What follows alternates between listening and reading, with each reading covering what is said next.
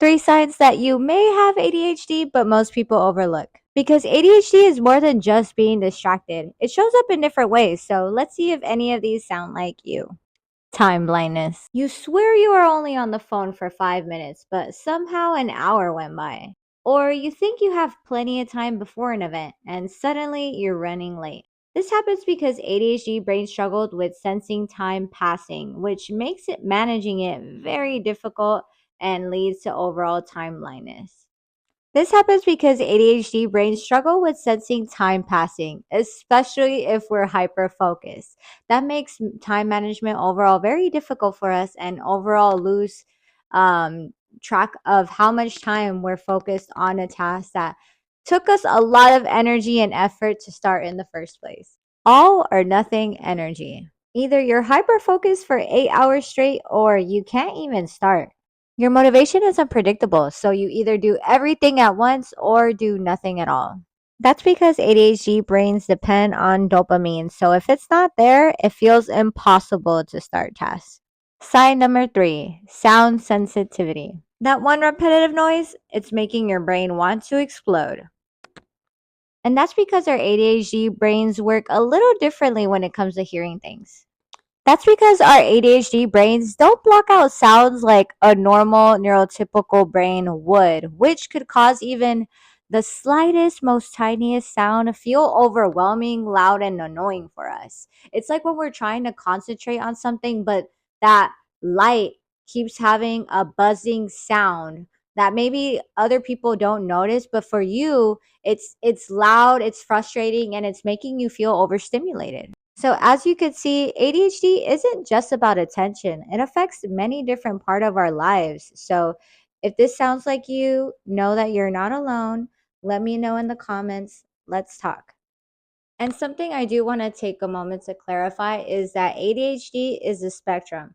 So while maybe you have certain symptoms, someone else could have different ones. And yes, there are common symptoms like for being forgetful, the emotional dysregulation, interrupting people when they speak. I'm going to give a perfect example. My boss and I, he drinks coffee every morning. It helps him get started. If I drink coffee, I'm going to be put to sleep. I cannot drink coffee in the morning. And both of us have ADHD. Just from women and men alone, the signs and symptoms are very different because with women, our hyperactivity is mainly in our brains. As to men, it's usually more visibly noticeable, which is why women tend to get misdiagnosed with anxiety, depression, or borderline personality disorder. So the thing is, and the reason why I'm taking a moment to clarify this is because I see a lot in my comments that's fake ADHD. I have ADHD and it's not like that. And while maybe for you you don't experience these symptoms, someone else can. So I think it's important to not talk down or speak negatively towards someone that finally is having the courage to speak about their experience, because a heavy thing amongst us neurodivergents, autistic and ADHDers, is the guilt and shame that comes with our mental health. We already feel guilty that we forget to text our friends back. We already feel shame that we bought all of these hobbies that we quit next week, and maybe our partner's like, you're spending too much. Like, we already feel this guilt and shame amongst ourselves. So making others feel bad or making them feel like because their symptoms are different than yours, they don't have ADHD. I think we need to be more kind and more accepting and more aware that it's a spectrum. So again, while maybe you have key symptoms, mine are different. My boss, for example, he isn't as sensitive to sounds or, public places. Like, he goes to comedy shows a lot to perform.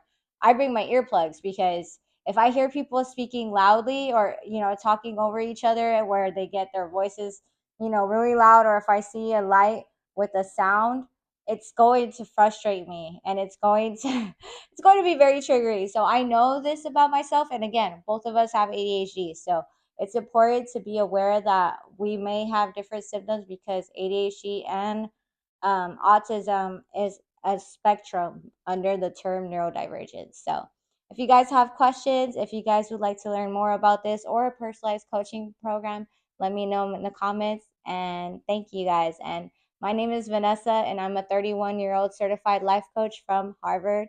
with diagnosed ADHD?